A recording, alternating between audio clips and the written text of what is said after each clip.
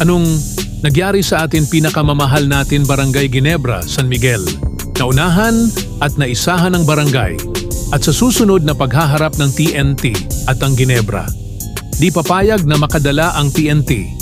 Ani ni Japeth Aquilar, babawi at babawi kami kasi mahirap at naghahabol at humabol sa final. At ang sabi ni Scotty, gagawin namin ang lahat para sa Ginebra fans at sa aming team. Ito ang hinahangad at inaasam ng Ginebra fans. Sigurado iibahin at pag-aaralan ng gagawin taktika sa susunod na pagharap. Sana makabawi at makuha nila ang panalo sa susunod nilang laban. Umaasa at ibig makuha ang sunod na panalo ni Justin Pinoy Brownlee.